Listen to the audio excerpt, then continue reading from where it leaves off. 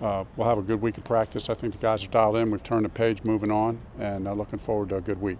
I asked Derek if he was full go today. He said he'll let you guys answer. Is he full go today? He'll get some good practice reps today, so he'll get some good practice reps. What will you need to see this week, Frank? Again, just a building. He just started last week, so just the conditioning side, the technique side, the quickness, kind of what he does. So he has to show that this week. Hey Frank, when you've made a number of fourth down decisions to go for things on fourth down, and when it hasn't worked out, you've come out and said, "Hey, I got to be a better play caller, whatnot." When you go back and look at plays, and I mean not only just Sunday's 4th and 1, but even your first year, how much do you go back and look at those plays and maybe question yourself or say, "Okay, I made the right call still"? Yeah, I'm always evaluating everything. What the call, the execution of it, what they did. Sometimes it's just a question. They have a player who makes like on one call, they just had a player on 2 calls. They had a player who made an unbelievable play. To be honest with you.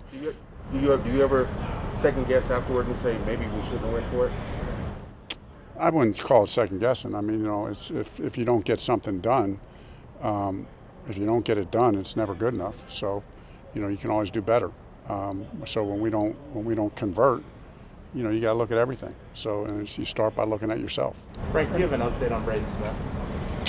No update on Braden. We're just in an evaluation process with it. These foot injuries are a little complicated sometimes, so we'll evaluate it this week and see how it goes. Were Xavier Rhodes practice today?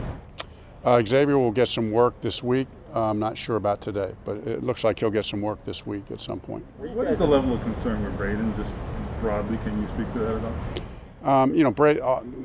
I know if there's any chance Braden can play, he'll play. He's a tough guy. We know that about Braden. So we'll just evaluate it as the week goes on.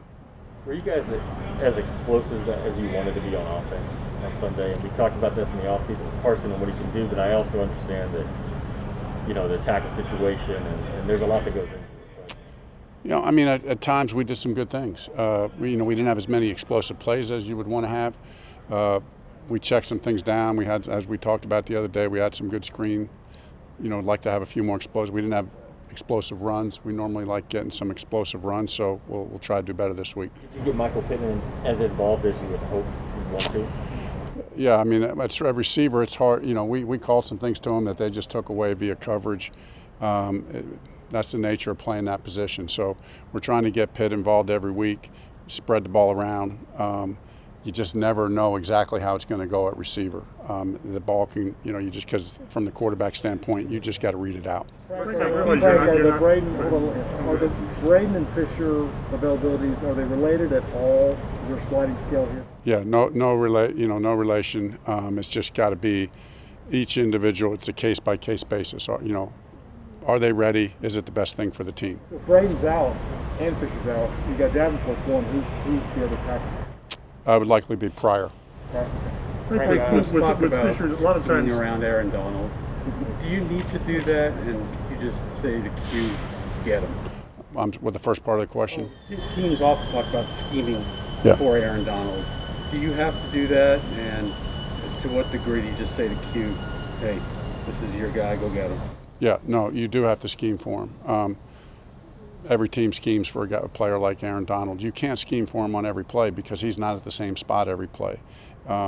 You can switch things, but if you look at 2020, he was 50% on the left and 50% on the right. So it's not as easy as just saying he's going to be over Q or he's going to be over Glow.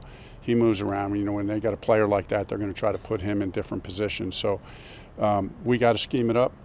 We got to be able to adapt. We got to be able to make some in-game adjustments, which we're prepared to do.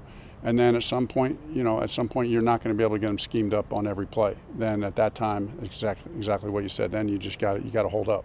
Frank, I realize you're not great on hypotheticals, but if Fisher plays, it's because you guys think he's ready to play.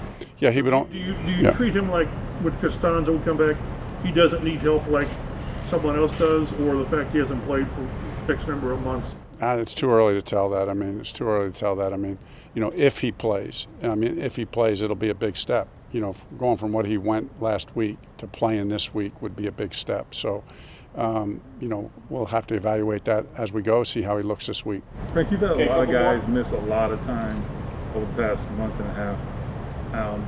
They've all practiced to some degree, but what is the cumulative effect of that, do you think? It's not an excuse, but this is a reality, and is there a cumulative effect to that in week one?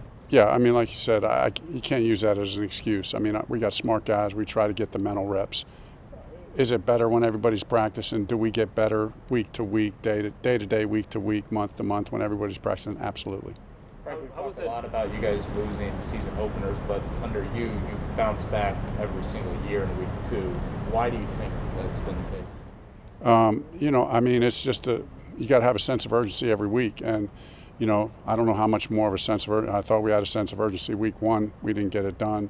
So, you know, just come in week 2, you're as focused. I think the team is dialed in and focused, but we need a good week of practice. So that'll be the telltale sign.